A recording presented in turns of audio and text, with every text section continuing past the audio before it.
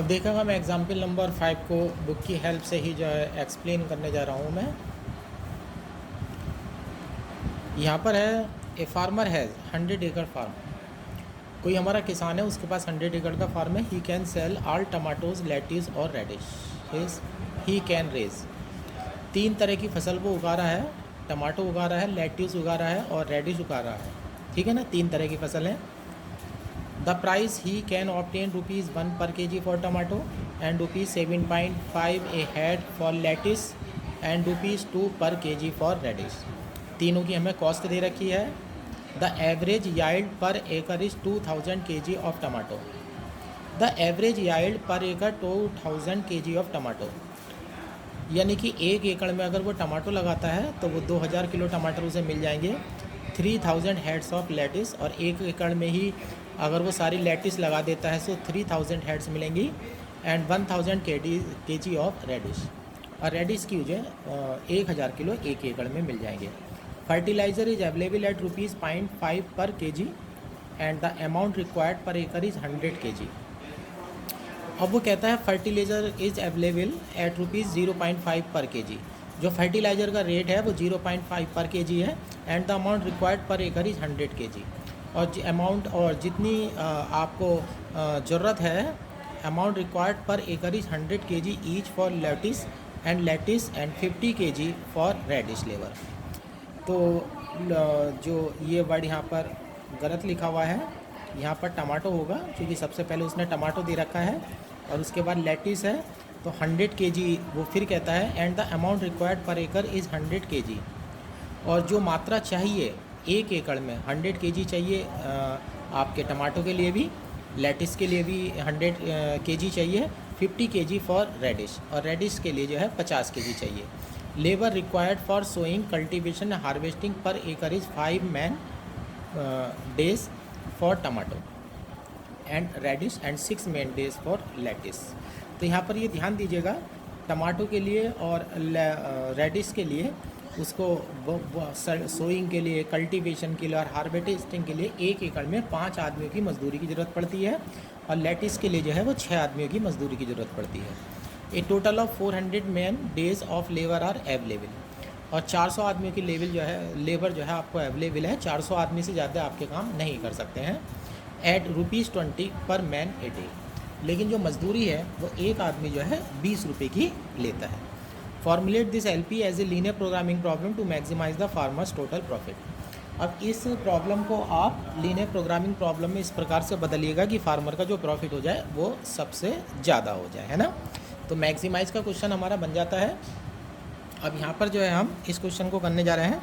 अब सबसे पहले तो हमें टमाटो उगाने हैं। टमाटो हमारे kg में लेने पड़ेंगे हम। लेट ये है x1 kg, बल्कि ऐसे चलिएगा। अब हमारा जो फार्मर है उसके पास 100 एकड़ का खेत है। 100 एकड़ का खेत है तो हमें कुछ हिस्से में जो है टमाटर उगाने पड़ेंगे, कुछ हिस्से में हमें लेटिस उगानी पड़ेंगी, और कुछ हिस्से में जो है वो रेडिश उगानी पड़ेगी। अब हम ऐसे कह देते हैं, let x1, x2, x3 acre are used to grow tomatoes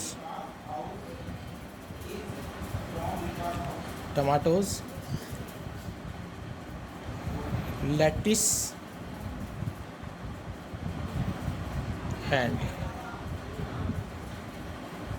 reddish. अब ये ध्यान रखिएगा, जो 100 एकड़ का खेत है उसमें से x1 एकड़ में जो है हमने टमाटो उगाए हैं, और x2 एकड़ में जो है हमने लेटिस उगाए हैं, और x3 एकड़ में जो है हमने रेडिश उगाए हैं। ठीक है ना। अब बात करते हैं इसकी, अब ज़रा पैसों की बात कर लेते हैं। The price he can obtain is ₹1 पर kg for tomato, ₹7.5 a head for lettuce and ₹2 पर kg ऑफ रेडिश। यहाँ रेडिश का जो कॉस्ट है वो पर kg है, लेटिस का जो कॉस्ट है वो पर हेड है, और टमाटो का जो कॉस्ट है वो पर एकड़ है।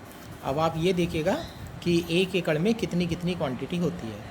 फिर वो बोलते हैं, यहाँ देखिएगा, the average yield per acre is 2000 kg of tomato, है ना। तो अब जो प्राइस है उसका, वो इधर से तो एकड़ की क्वांटिटी आ जाएगी। एकड़ की क्वांटिटी तो देखिएगा x1 है, और यहाँ से 1 एकड़ में 2000 किलो हमारे टमाटर हो रहे हैं, और टमाटर के लिए जो हमें पैसे मिल रहे हैं वो मिल रहे हैं 1 रुपीज़ पर केजी। अब ऐसे लिख लेते हैं हम, price obtained, price obtained is equal to, अब देखिएगा x1 क्वांटिटी में तो मैंने टमाटर उगाए हैं, तो x1 हो जाता है इंटू x1 एकड़ में मैंने को टमाटर उगाए हैं, और 1 एकड़ में टमाटर कितने मिल रहे हैं मुझे, 2000। तो ये हो जाएगा x1 इंटू 2000 इंटू, अब देखिएगा रेट क्या है, 1 रुपया आपको 1 kg का मिलेगा x1 प्लस, अब देखिएगा ये 75 पैसे मिल रहे हैं एक लेटिस के लिए मुझे, और जबकि यहाँ पर जो लेटिस दे रखी है, the average yield per acre is 2000 kg of tomato and 3000 of head of lettuce. जो लेटिस है 1 एकड़ में मुझे 3000 मिलेंगी, और मैंने x2 एकड़ में जो है लेटिस उगाई हैं, तो इनटू में हो जाएगा 3000 हो जाएगा, और इनटू में पैसे आ जाएंगे 0.75, ये हमारे पैसे आ जाते हैं। और प्लस अब उसके बारे में बात करते हैं, अपने रेडिश के बारे में बात करते हैं। जो रेडिश है वो 1000 kg मिल रही है मुझे रेडिश, तो ये हो जाता है मेरा x3 हो जाता है इंटू 1000 हो जाता है, और इंटू में इसका जो प्राइस मिल रहा है मुझे वो 2 रुपये के हिसाब से मिल रहा है, इंटू 2। तो ये मेरे जो है रुपीज़ हो जाते हैं, इतने रुपीज़ हो जाते हैं। तो ऑब्टेन्ड में ये हो जाता है 2000 x1 प्लस 2 जीरो यहाँ से चले जाएंगे मेरे, 2 जीरो 1 जीरो फिर भी बचेगा, 3 पंजे 15 और 3 सत्ते 21 और 1 22, 2250 x2 और प्लस 2000 x3। देखिएगा इतने रुपीज़ जो है मुझे मिलेंगे, है ना। 2000 x1 मिलेंगे प्लस 2250 x2 मिलेंगे, और 2000 जो है मुझे x3 मिलेंगे। इतने पैसे जो है मुझे मिल जाएंगे। अब दूसरी बात आती है, ये तो प्राइस ऑब्टेन्ड है ना। तो प्राइस ऑब्टेन्ड में एक तरह से ये हो गया आपका सेलिंग प्राइस, यानी कि जब इस सामान को आप बेच देंगे तो इतना जो है आपको पैसा मिलेगा। तो यानी कि ये हो गया, चलो इसे ऐसे ही रहने देते हैं, प्राइस ऑब्टेन्ड। लेकिन अब देखिएगा हमें खाद भी तो लगनी है। अब खाद लगाने चलते हैं। अब ये है cost required for fertiliser.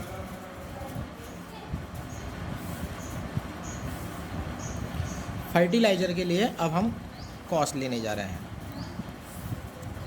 Is equal to rupees आ जाते हैं।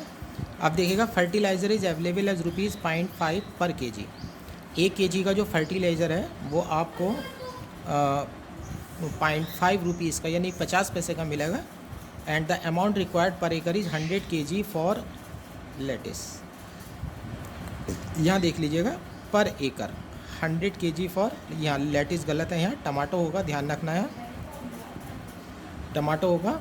और लेटिस के लिए एंड लेटिस के लिए और उसके लिए टमाटर के लिए जो है 100 रुपये 100 किलोग्राम मुझे पर एकड़ चाहिए, और 50 किलोग्राम पर एकड़ चाहिए मेरी रेडिश के लिए। तो यहाँ पर मैंने जो टमाटो उगाया है, टमाटो मैंने x1 में उगाया है, x1 एकड़ में। तो यहाँ हो जाता है मेरा x1 into 100 plus x2 into 100 और प्लस x3, इसमें 50 किलो की ज़रूरत है मुझे, इंटू 50 और इज इक्वल टू इंटू हो जाता है 0.5। तो ये हो जाते हैं मेरे रुपीज़, 0.5 अंदर आ जाएगा, 50 x1 plus 50 x2 plus 25x3। यहाँ पर इस प्रकार से मेरी फर्टिलाइज़र की कॉस्ट आ जाती है। ये फर्टिलाइज़र की कॉस्ट आ चुकी है। अब बात करते हैं कॉस्ट। अब ये कॉस्ट आपको मजदूरी में भी पड़ेगी। Cost for labour is equal to rupees. इसी तरह से लेबर की कॉस्ट भी आप देख लीजिएगा, लेबर की कॉस्ट आपकी किस तरह से निकालेंगे आप। अब लेबर वाली लाइन में चलते हैं। Labour required for sowing, cultivation and harvesting per acre is 5 man days for tomato. Tomato के लिए एक दिन की मजदूरी जो है हमें चाहिए होगी 5 आदमी की। Labour required for sowing, cultivation, harvesting per acre. यहाँ भी देख लीजिएगा सारा डेटा किस में है, पर एकड़ में। यानी कि 1 एकड़ में आपने अगर टमाटर लगाए होते तो आपको 5 दिन की उसकी मजदूरी लगती। तो यहाँ पर अब जबकि टमाटर आपने x1 एकड़ में उगाए हैं तो x1 हो जाएगा इंटू 5 हो जाएगा प्लस। अब दूसरी तरफ से देखिएगा for tomato and radish. Radish सबसे लास्ट में 6 मैन डेज फॉर लेटिस। अब लेटिस को तो x2 एकड़ में हमने जो है लेटिस लगाया है तो ये हो जाएगा x2 इंटू 6 प्लस x3। अब मैं आता हूँ इस पर रेडिश के बारे में, और रेडिश के लिए भी 5 आदमी की मुझे ज़रूरत है क्योंकि यहाँ पर लिखा है फॉर टमाटो एंड रेडिश, दोनों के लिए लिखा हुआ है। तो x3 इंटू 5 और इंटू, अब देख लीजिएगा a total of 400 man days of labour are available. 400 आदमी से ज़्यादा जो है हमारा काम नहीं हो सकता है, और उनका जो रेट है ₹20 पर मैन ए डे है, और इंटू में आ जाता है 20। तो ये हो जाता है 100x1 120x2 प्लस 100x3। इस तरह से जो है आपकी यहाँ पर कॉस्ट आ गई है ना। अब यहाँ पर आपकी कॉस्ट आ चुकी है यहाँ पर। अब आपको जो क्या निकालना है वो प्रॉफिट निकालना है कि जो प्रॉफिट होना चाहिए वो मैक्सिमाइज हो जाना चाहिए। अब देखिएगा जो बेचने पर आपको प्राइस मिलेगा वो इतने पैसे आपके मिलते हैं, और जो फर्टिलाइज़र में आप कॉस्ट खर्च करेंगे वो ये पड़ी हुई है, और यहाँ पर कॉस्ट फॉर लेबर में जो कॉस्ट पड़ी हुई है ये पड़ी हुई है। तो ये दोनों वो पैसे हैं जो आपने अपनी जेब से दिए हैं, है ना, और ये पैसे वो है जो आपको मिले हुए हैं। तो ये दोनों तो सीपी यानी कि कॉस्ट प्राइस में चले जाएंगे, और ये आपका एसपी में चला जाएगा, और इनका जो डिफरेंस होगा वो आपको प्रॉफिट के रूप में मिल जाएगा। अब लिख लेते हैं the profit is equal to 2000x1 2250x2 2000x3 minus 50x1 50x2 25x3। ये हो जाते हैं हमारे 25x3 तक आ गए हैं।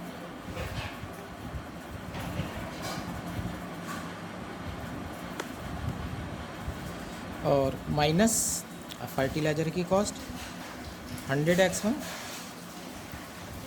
120x2 100x3 is equal to 2000 में से ये 150 चले जाते हैं हमारे, तो ये हो जाते हैं 1850x1। ये 2250 है, 50 ये रहे हैं और 120 ये रहे। 120 और 50 हम जोड़ेंगे तो 170 हो जाएंगे। 170 इसमें से घटा देते हैं तो ये हो जाता है प्लस 170 इसमें से हो जाएंगे तो ये हमारे हो जाएंगे 2080 x2, और प्लस 2000 है यहाँ, इसमें से 125 हम माइनस कर देंगे तो ये हो जाएंगे हमारे 1875 x3। इतने रुपीज़ आपको मिलेंगे। अब आपको ऑब्जेक्टिव फंक्शन आ जाता है यहाँ पर।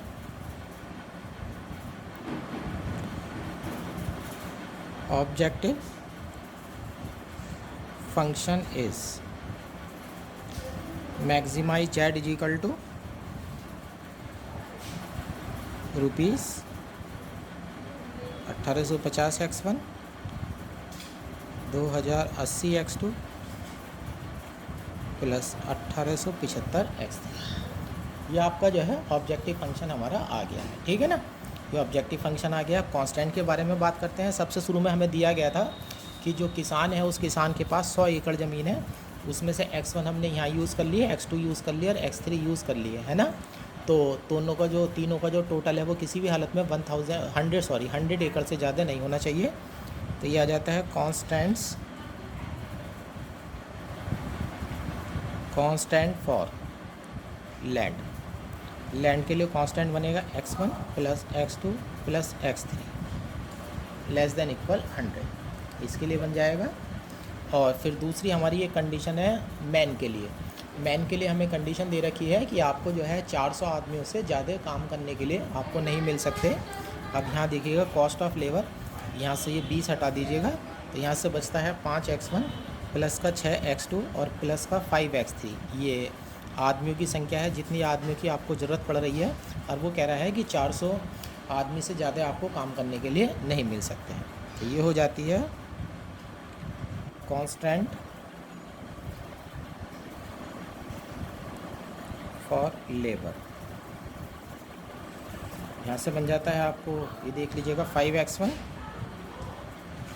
प्लस यहाँ से मिलेगा आपको 6x2 प्लस, और यहाँ से मिलेगा 5x3 लेस देन इक्वल 400। और सबसे लास्ट में आपको पता ही है आपकी कंडीशन बन जाती है नॉन नेगेटिविटी की।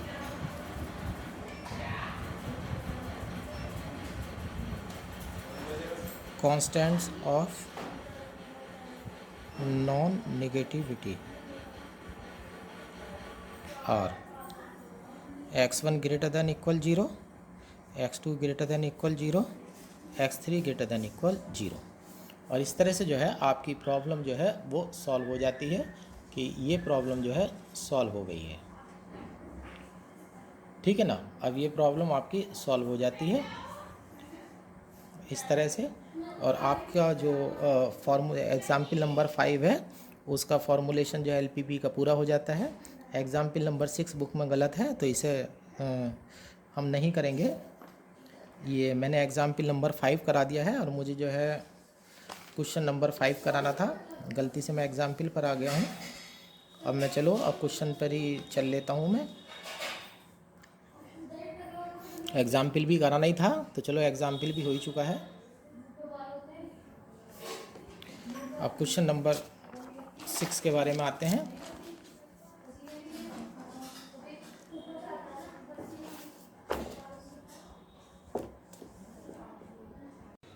अब देखिएगा मैं एक्सरसाइज का क्वेश्चन नंबर 5 जो है एक्सप्लेन कर रहा हूँ यहाँ पर। पहले मैंने पूरा सॉल्व कर दिया है यहाँ पर। A used car dealer wishes to stock up his lot to maximise his profit. एक कार डीलर है, उसे अपना स्टॉक मेंटेन करना है और इस तरह से मेंटेन करना है कि जो उसका प्रॉफिट होना चाहिए वो ज़्यादा से ज़्यादा होना चाहिए। He can select car A, B and C। अब 3 तरह की कार वो सेलेक्ट करता है जिनके नाम टाइप समझ लीजिएगा, एक A टाइप की है, एक B टाइप की है और एक C टाइप की है। Which are valued wholesale at ₹5,000, 7,000, 8,000 respectively. A वाली कार आपको बाज़ार में 5,000 रुपये की मिलेगी उसे, बी वाली कार आपकी 7,000 रुपये की मिलेगी और सी वाली कार उसे 8,000 रुपये की मिलेगी। These can be sold at ₹6,000, 8,500, 10,500 respectively. ये इनके सेलिंग प्राइस हैं। ए वाली कार 6,000 रुपये की बिकेगी और बी वाली कार जो है 8500 रुपये की बिकेगी और सी वाली कार जो है वो 10,500 रुपये की बिकेगी, है ना। तो ऊपर तो हमारे कॉस्ट प्राइस आ गए हैं और नीचे हमारे सेलिंग प्राइस आ गए हैं। For each car type the probability of sales are.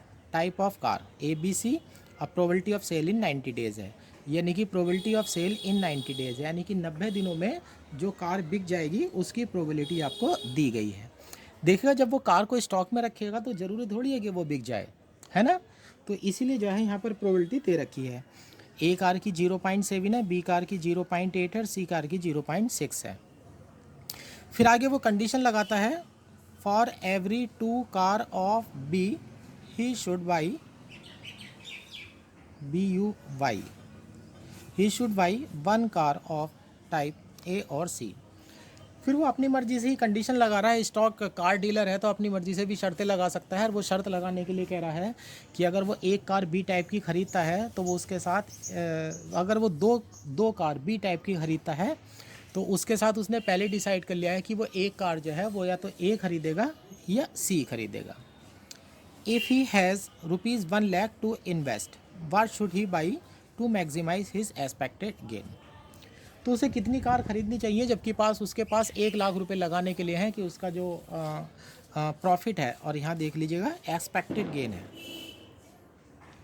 Gain नहीं है यहाँ पर, एक्सपेक्टेड गेन है कि एक्सपेक्टेड गेन जो है उसका मैक्सिमाइज हो सके।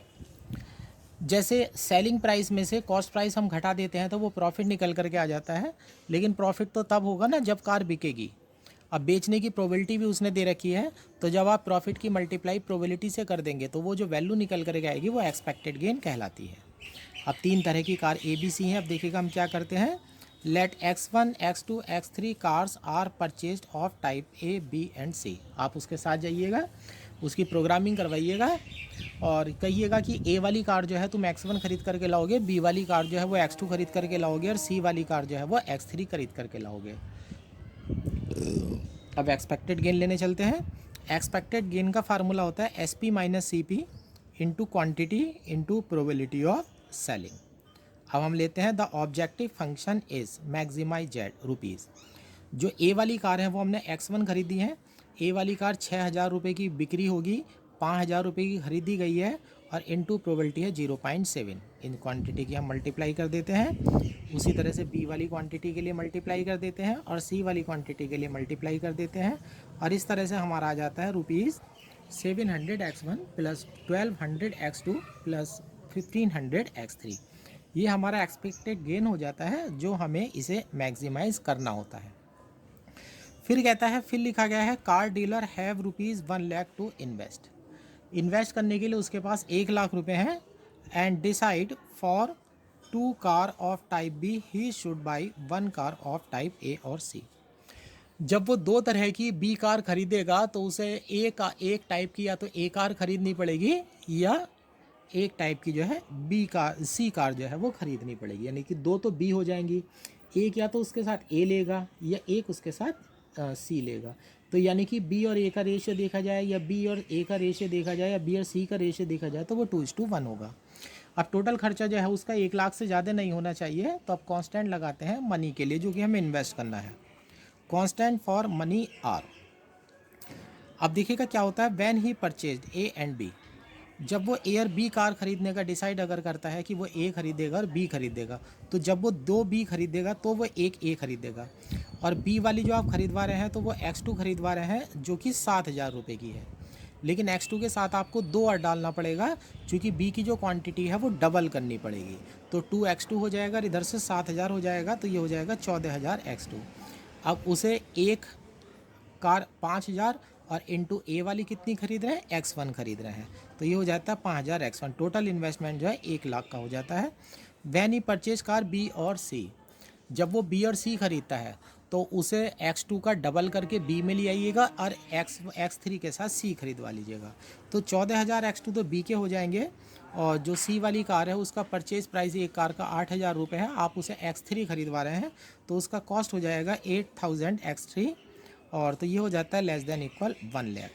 कांस्टेंट फिर लास्ट में आपको पता ही है कांस्टेंट ऑफ नॉन नेगेटिविटी आ जाते हैं। X1 greater than equal 0, X2 greater than equal 0, X3 greater than equal 0। और इस तरह से जो है आपकी प्रॉब्लम जो है आसानी से सॉल्व हो जाती है। अब एक्सरसाइज का क्वेश्चन नंबर 7 है, देखिएगा।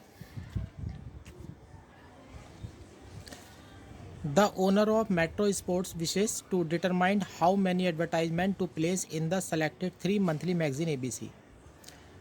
कोई स्पोर्ट्स कंपनी है, उसका जो ओनर है वो चाहता है कि मेरे जो एडवर्टाइजमेंट हैं वो 3 मैगज़ीन में रखे जाएं जिन मैगज़ीन के नाम ABC हैं। His objective is to advertise in such a way that the total exposure to principal buyers of expensive sports good is maximized। His objective is, उसका उद्देश्य ये है कि जो एडवर्टाइजमेंट रखे जाए वो इस तरह से रखा जाए कि उसके जो प्रिंसिपल बायर्स हैं उसके एक्सपेंसिव गुड्स के यानी कि महंगे सामान के जो प्रिंसिपल बायर्स हैं उनको जो एक्सपोजर मिले, यानी कि उनके सामने जो एडवर्टाइजमेंट आए वो ज़्यादा से ज़्यादा आए। Percentage of readers for each magazine are known. Exposure is any, हाँ इस लाइन पर ध्यान दीजिएगा। Exposure is any particular magazine is the number of advertisement placed multiplied by the number of principal buyers. यानी कि जिस एक्सपोजर के बारे में वो बात कर रहा है उस एक्सपोजर के लिए दे रखी है कंडीशन क्या है कि एक्सपोजर क्या है कि किसी भी मैगज़ीन का अगर एक्सपोजर आपको देखना है तो वो है is the number of advertisement place multiplied, यानी कि जो नंबर ऑफ एडवर्टाइजमेंट उसे आपने उसमें दिए हैं वो, and multiplied by the number of principal buyers, और जितने प्रिंसिपल बायर्स हैं वो, उन दोनों की मल्टीप्लाई अगर कर देंगे तो जो क्वांटिटी आपको प्राप्त होगी वो आपको एक्सपोजर जो है वो प्राप्त हो जाएगा। अब यहाँ एक्सपोजर कैटेगरी है और यहाँ मैगजीन है, 3 मैगजीन हो गई हमारी ABC। रीडर्स इन लाख हैं, 1 लाख है, 0.6 लाख यानी कि 60,000 हो गए, 0.4 लाख यानी कि 40,000 हो गए। जो प्रिंसिपल बायर्स हैं वो इनके 10% हो जाएंगे इधर से, और इधर से 15% हो जाएंगे, और इधर से हो जाएंगे 7%। Cost of ad in rupees, और एक एडवर्टाइजमेंट अगर आप इन मैगज़ीन में देते हैं, ये वाली मैगज़ीन में तो 5,000 रुपये की कॉस्ट है, बी वाली मैगज़ीन में 4500 रुपये की कॉस्ट है, और सी वाली मैगज़ीन में जो है वो 4250 रुपये की कॉस्ट है ना। The budget amount is at most rupees 1 lakh for advertisement. जो बजट उसने निर्धारित करा है कंपनी के मालिक ने, वो कह रहा है कि 1 लाख रुपये से ज़्यादा मुझे इन्वेस्ट नहीं करना है, तो जो मनी के लिए कांस्टेंट बनेगा उसमें लेस देन इक्वल 1 लाख हो जाएगा। The owner has already decided that magazine A should have no more than 6 advertisement. Company के ओनर ने पहले ही डिसाइड कर रखा है कि मैं जो मैगज़ीन ए है उसे 6 से ज़्यादा एडवर्टाइजमेंट उसे नहीं दूंगा, and that B and C each have at least 2 advertisement, और बी और सी को मैं कम से कम 2 एडवर्टाइजमेंट दूंगा। अब इसे एलपीवी को एलपीपी में बदलना है, हमें इसकी फॉर्मुलेशन करनी है।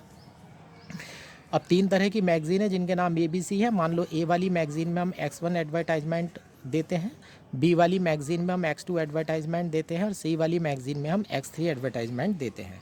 तो सबसे पहले हम लिखते हैं let X1, X2, X3 advertisements are placed in magazine ABC respectively. Advertisement हो गए। अब बात करते हैं एक्सपोजर की।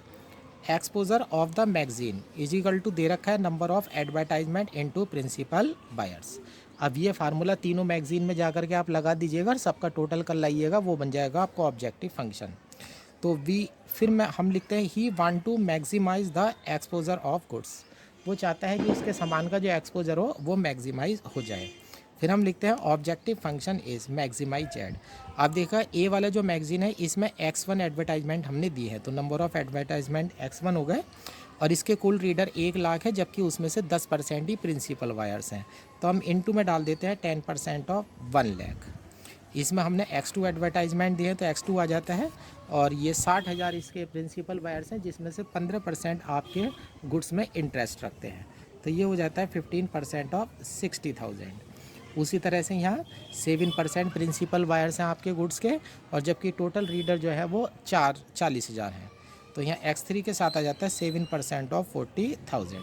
और इस तरह से आपका आ जाता है maximise Z is equal to 10,000 X1 plus 9,000 X2 plus 2800 X3। ये आपके मैक्सिमाइज हो जाता है, ऑब्जेक्टिव फंक्शन बन चुका है, एक्सपोजर आ गया है। फिर अब बात करते हैं 1 लाख रुपए में देने के लिए। अब यहाँ देखिएगा इस मैगज़ीन में आपने X1 दिया है, इधर X2 एडवर्टाइजमेंट दिया है, इनकी X3 एडवर्टाइजमेंट दिए हैं। इनकी X1, X2, X3 से मल्टीप्लाई करके जब आप ऐड करेंगे तो टोटल कॉस्ट आ जाएगी, और वो लेस देन इक्वल 1 लाख होना चाहिए।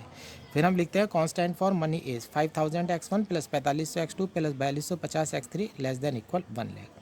और सबसे लास्ट वाली कंडीशन में आप ये आ जाइएगा, जो पहली वाली मैगजीन है उसे 6 से ज़्यादा एडवर्टाइजमेंट नहीं मिलने हैं, तो X1 लेस देन इक्वल 6 हो जाएगा, और बी और सी वाली मैगजीन को कम से कम 2 एडवर्टाइजमेंट मिलने हैं, तो नंबर ऑफ एडवर्टाइजमेंट के कॉन्स्टेंट्स आ जाएंगे X1 less than equal 6, X2 less than greater than equal 2, X3 greater than equal 2।